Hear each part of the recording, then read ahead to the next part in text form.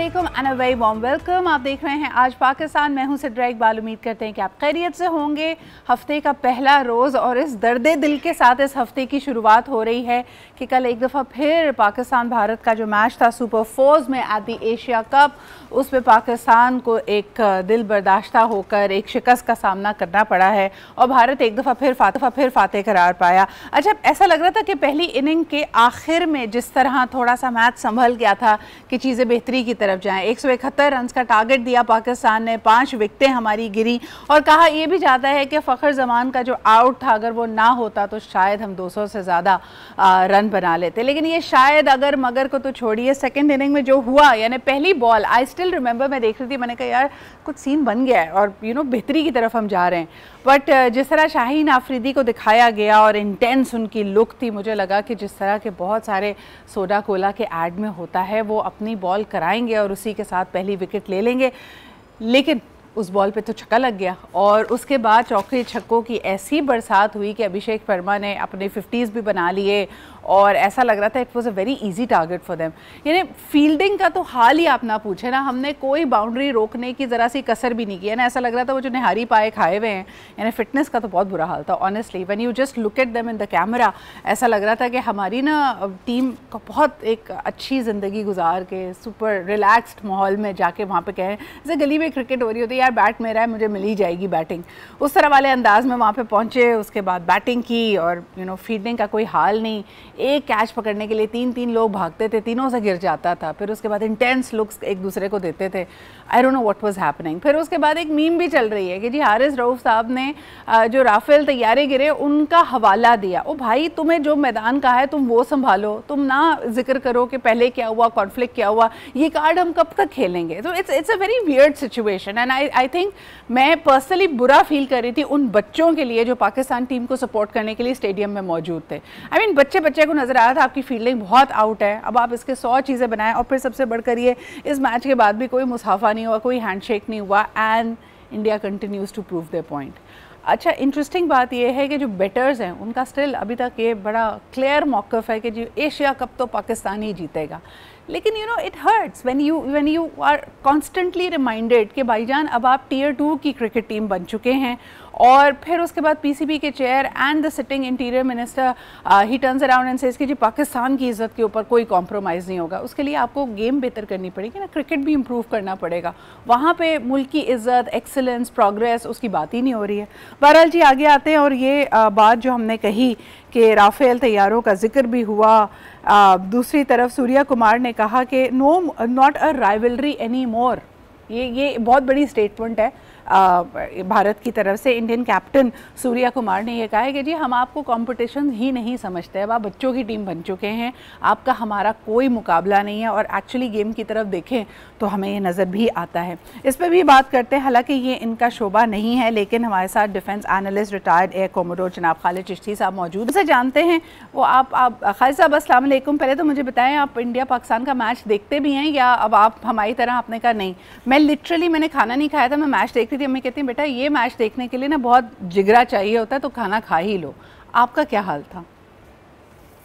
बहुत शुक्रिया सिद्रा इकबाल साहबा, और पहली दफ़ा आपने मुझे क्रिकेट कमेंटेटर बनाने की भी किसी जो नहीं सर, क्योंकि इंडिया पाकिस्तान का मैच है, आगे हमने दोनों ममालिक की आपसी ताल्लुकात की बात करनी है, तो मैंने कहा देखें हमेशा हम कहते थे and on a serious note, I mean cricket diplomacy, both Nations being cricketing Nations, culture और लोगों का कॉन्टैक्ट बड़ा मायने रखता है। लोग कहते हैं कि जी स्टेडियम में ऐसी कोई एनिमोसिटी नहीं होती, लेकिन खेल के मैदान में जो पाकिस्तानी टीम की परफॉर्मेंस है उससे तकलीफ तो होती है। आपका क्या इसके ऊपर मौक़िफ़ है? जी आप बिल्कुल ठीक कह रही हैं, और शायद मैं भी सिर्फ इंडिया पाकिस्तान ही मैच देखता हूं। जहां भी कहीं वर्ल्ड हो रही हो तो मैं उस तरह क्रिकेट फॉलो नहीं करता, बट जिस दिन इंडिया पाकिस्तान का होता है ज़रूर फॉलो करता हूं। और मेरा ख्याल है कि as a student of air power या एयर स्ट्रैटेजी थोड़ा सा इधर भी अप्लाई होता है। हाँ। क्योंकि मैं आजकल लम्स में एक कोर्स कराता हूँ, how to develop a winning attitude जी। और मैं आपके थ्रू फिर ऑफर कर सकता हूँ सर्विसेज के। एक माइंडसेट एक सबसे इंपॉर्टेंट चीज़ है कि जब आप गिव अप कर देते हैं अपनी जीत को या अपनी स्पेस को, तो फिर आप जैसे आपने कहा ना वो पीछे धकेले जाते हैं, आप टीयर डाउन होते जाते हैं। تو یہ کنٹینیوڈ پھر جس کو کہتے ہیں نا ڈومینو ایفیکٹ شروع ہو جاتا ہے. یعنی ایک اینٹ گرتی ہے, بچپن میں ہم کھیلتے تھے وہ اینٹیں رکھ کے, تو ایک اینٹ کو دھکا مارتے تھے تو وہ اینٹیں گرتی جاتی تھیں. بالکل صحیح. اب افسوسناک بات یہی ہے کہ میری ایکسپرٹیز تو نہیں ہے, میں صرف دیکھنے کی حد تک کرکٹ سمجھتا ہوں, لیکن میرا خیال ہے کہ مائنڈ سیٹ بڑا امپورٹنٹ ہے. ٹیم کے کھلاڑیوں میں باڈی لینگویج جو آپ کہہ رہی تھی نا کہ وہ ایک دوسرے کو ایسی لک کرا رہے تھے, میں ادھر دیکھ رہا تھا وہ جو بمراہ ہے اس کا کیچ ڈراپ ہوا, he smiled, a big smile border پہ ڈراپ ہوا تھا. میں اس لیے آپ کو بتا رہا ہوں کہ میں دیکھ رہا تھا تو میں کہہ رہا تھا what a gesture to the جو پلیئر جس نے گرا دیا catch, and he was smiling at him کہ یار تم نے گرا دیا, ایسے جیسے دو فرینڈز ایک دوسرے کو کہتے ہیں. So that shows a lot of mettle of the person who is playing. Absolutely. تو وہ باڈی لینگویج ہمیں نظر ہی آ رہا تھا کہ, اور پھر سر آپ نے ویسے you very kind and generous کہ آپ نے کہا کہ میں اپنی سروسز دوں گا, لیکن پھر ناقدین کہیں گے آپ لوگ کیا کیا صحیح کریں گے. سر آگے بڑھتے ہیں, مجھے یہ بتائیے کہ when it comes to the prime minister, انہوں نے بڑا کلیئرلی ایک اسٹیٹمنٹ دیا ہے کہ انڈیا نے ڈیسائیڈ کرنا ہے کہ وہ ہمارے ساتھ ایک اچھا پڑوسی بننا چاہتا ہے یا وہ یہ دشمنی ہاسٹیلٹی کی فضا رکھنا چاہتا ہے. تناظر میں اگر دیکھتے ہیں پیپل ٹو پیپل, انڈیا کا بڑا جو نیریٹو ہے اور جو ان کا 1 پوائنٹ ایجنڈا ہے کہ they do not want to engage and they keep making the وہ ایک الزام ہم پہ لگائے رکھتے ہیں اور اس کے اوپر رونا رگائے لگتے ہیں کہ Pakistan is the corner stone for all terrorist activities, اور جب تک یہ حل نہیں ہوگا اور ہمارے یہاں جتنی پرابلمز ہے وہ پاکستان کی وجہ سے ہم کوئی بات نہیں کرنا چاہتے. تو اس تناظر میں شہباز شریف صاحب کا یہ اسٹیٹمنٹ, اس کو ہم کیسے انڈرسٹینڈ کریں؟ سدھا صاحب دیکھیے, جب یہ وار اسکلیٹ ہو رہی تھی مئی کے مہینے میں سے پہلے اپریل میں, آپ نوٹ کریں تو اگر آپ میڈیا کلوزلی فالو کریں, اور خاص طور پر میں ہندوستان میڈیا کی بات کر رہا ہوں, تو جب بھی ہندوستان اس ٹیررزم کی بات کرتا تھا یا اس ایشو کی بات کرتا تھا پاکستان سے, تو ان کی زبان پر ہر وقت پاکستان ہوتا تھا کہ پاکستان نے یہ کیا, پاکستان دہشت گردی کو پروموٹ کرتا ہے, پاکستان کو سبق سکھا دیں گے. یعنی ایک, اور آپ نوٹ کریں کہ جب پاکستان کا میڈیا آپ جیسا رسپانسبل, ہم جیسے چھوٹے سے جو کنٹریبیوٹ کرتے تھے حاضر ہو کے آپ کے پاس, تو ہم ہندوستان کی بات نہیں کرتے تھے, ہم بات کرتے تھے پاکستان کی سوورنٹی, پاکستان کا ڈیفنس, پاکستان کی عزت نفس, پاکستان پر الزامات غلط ہیں. یعنی ہم اپنے ملک کی بات کرتے ہیں, وہ اپنے ملک کی بات کرنے کی بجائے ہمارے ملک کی بات کرتے ہیں, جس کا مطلب یہ ہے کہ آپ ایک اسٹینڈ لون بلیم گیم میں کھیلنا چاہتے ہیں. ہماری تو نہ آرم فورسز نہ لوگ آل آؤٹ اگریشن کے فیور میں ہیں کہ ہم جا کر قبضے کر لیں گے, ہم ریجنل ہیجمنی خراب کریں گے. پورے خطے میں جو ڈی اسٹیبلائزیشن ہو رہی ہے, جو 22% دنیا کی پاپولیشن ہے, یہ خطہ پورا جس کو ہم کسی زمانے میں سارک کہتے تھے, وہ جو ملک ہیں نیپال, بھوٹان, بنگلہ دیش, سری لنکا, بنگلہ دیش, پاکستان, انڈیا, تو 22% ہونے کے باوجود ہم 5% آپس میں ٹریڈ کرتے ہیں. کس کی وجہ سے؟ صرف ایک ہی ملک ہے obviously, ایک سو کالڈ جس کو بگ بردر ہونا چاہیے اس ایریا میں, وہ ایک آئسولیشن ہر ایک کو کرنا چاہتا ہے.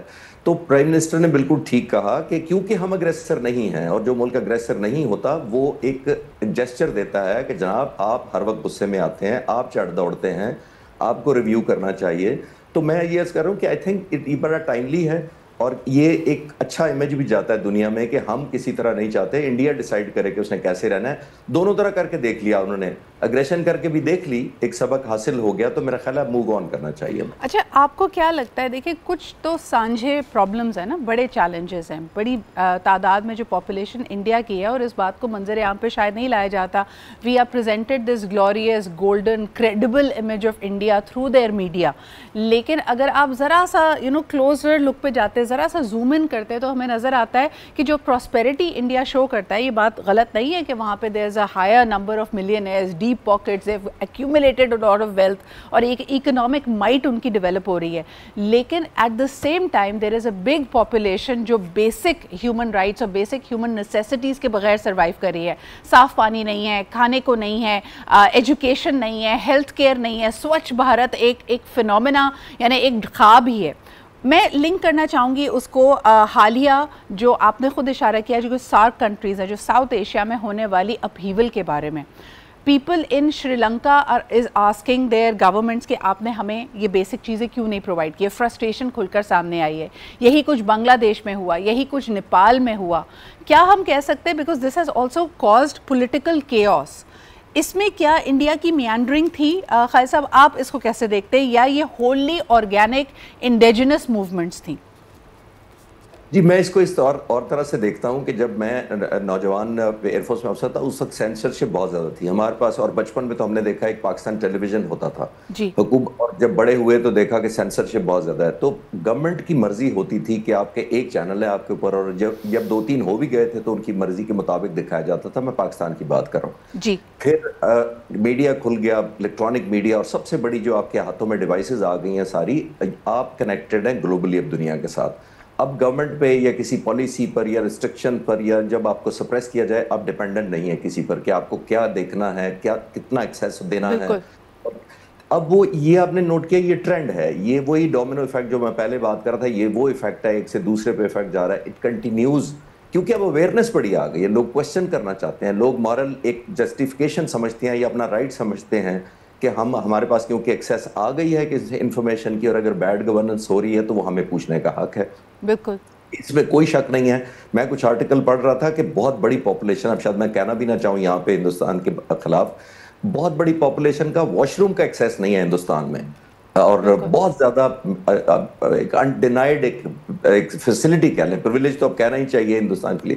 تو یہ میرا خیال ہے اٹس ہائی ٹائم کہ ہم اتنے زیادہ ڈس انٹیگریٹڈ ریجن میں رہتے ہیں اور صرف ہندوستان کی وجہ سے رہتے ہیں، ہائی ٹائم کے کولیبریٹ کریں. اگر آپس میں نہیں بھی کرنا تو ایسا کمفرٹیبل تو ماحول کریں کہ جس کے اندر ہم لک دی ادر سائڈ، یعنی کہ کاروبار کر سکتے ہیں. لیکن خالد صاحب، مائی کویسچن ریمینز، جس طرح ہم پاکستان کے جو ویسٹرن بارڈرز ہیں وہاں پہ ہم ایک بھارتی ملوث ہونا دیکھتے ہیں، ان کی انٹرونشنز دیکھتے ہیں، ان کا کوئی نہ کوئی ایک کردار دیکھتے ہیں. جب ہم افغانستان اور ایران کی بات کرتے ہیں، I want to know that what is their orientation towards Sri Lanka, Nepal and Bangladesh. For ages وہاں پہ بھی کہا گیا کہ ان کی گورنمنٹس اور ان کی فنڈنگ اور باقی تمام چیزیں انڈیا کے مرہون منت رہتی ہیں، اور وہ اپنی انٹرونشن سے کنٹرول کرتا ہے ان ٹیریٹریز کو. آپ کیا سمجھتے ہیں جو لوکل ابھی جو ریسنٹ اپہیولز ہوئے ہیں ان تینوں ممالک میں، اس کے بعد بھارت کا کیا رد عمل ہے؟ دیکھیے فارچونیٹلی مجھے موقع ملا جب میں سروس میں تھا تو سری لنکا میں بھی اور بنگلہ دیش میں بھی کوئی ٹریننگ کے سلسلے میں گیا تھا. جی، اور یہ آج کی بات نہیں ہے، 20-25 سال پرانی بات ہے. اس وقت بھی ان میں یہی فیل تھی کہ ہندوستان سپریس کرتا ہے، ٹویسٹ کرتا ہے، اور آپ ظاہر ہے to an extent arm twisting کرتا ہے اور as a bargain tool use کرتا ہے. آپ نے بالکل ٹھیک کہا کہ بارگین ٹول یوز کرتا ہے، اپنا ویپنائزیشن کو، پریشر کو، یا اکنامک ٹریڈ کو ایون وہ یوز کرتا ہے. تو میرا خیال ہے اب وقت آ گیا کہ ہندوستان بے شک جتنا بھی کرتا رہے، لیکن اب وہ وقت نہیں رہا. جس طرح ایک حد سے زیادہ دیکھیں اس سری لنکا میں اور باقی ملکوں میں جو انقلاب آ رہا ہے، بہت ساری ہم نے دیکھا ریولیوشنائز ہوا ہے، اسپیشلی بنگلہ دیش میں آپ نے دیکھا ہے. تو میں یہ کہہ رہا ہوں کہ اب انڈیا کی وہ انفلوئنس یا اس طرح نہیں رہی. لوگوں میں اویئرنیس تو میں 20-25 سال پہلے بھی دیکھ رہا تھا، میں بعد میں بھی ان ٹچ تھا لوگوں کے ساتھ. دے فیل بیڈ اباؤٹ اٹ کہ ہندوستان کی جو ڈومیننس ہے uncalled for, unjustified. اب وہ اپنی شرنک ہونا شروع ہو گئی. I think India really needs to go back to its orientation towards the world, کیونکہ دنیا بدل گئی ہے. جو میرے خیال میں فارمولا پچھلے 3 دہائیوں سے ان کے لیے کام کیے وہ اب کام نہیں کر رہے ہیں. وہ روس کے ساتھ تعلقات اچھے کرنا چاہتے ہیں تو یورپین یونین سے لے کے امریکہ تک ان کے اوپر سوال کھڑے کر رہا ہے. چار بہار کی جو پورٹ ہے، امریکہ نے بڑا کلیئر انڈیا دے دیا ہے کہ پہلے جو ایکسیپشن انڈیا کو ملی ہوئی تھی اب وہ اس کو استعمال نہیں کر پائے گا. شری لنکا میں، بنگلہ دیش میں، نیپال میں ان کے خلاف جو ایک دورتیں شامل ہیں، اور ان کو وہاں کی عوام کو یہ لگتا ہے کہ ہمارے ملک اس لیے نہیں ترقی کر پاتے کیونکہ بھارت اس میں انٹرونشن کرتا ہے. یہاں تک کہ بھارت کی اپنی کئی سٹیٹس میں ان کو لگتا ہے کہ منصفانہ انداز نہیں ہے. پنجاب میں، آسام میں لوگ یہ سمجھتے ہیں کہ بھارت کی جو وفاق ہے، جو فیڈرل سینٹرل حکومت ہے، وہ ان کے ساتھ انصاف نہیں کرتی ہے. So India really needs to go back. اگر وہ خواب دیکھتا ہے گلوبل ساؤتھ کے لیڈر بننے کے، it needs to do more. بہت بہت شکریہ خالد صاحب ہمارے ساتھ موجود ہونے کے لیے. ہم ایک چھوٹا سا بریک لیتے ہیں، پھر واپس آئیں گے. ذیابطیس کی ذرا بات کریں گے. بڑے نمبرز میں پاکستان میں ذیابطیس کے کنڈیشن میں مبتلا لوگ ہیں.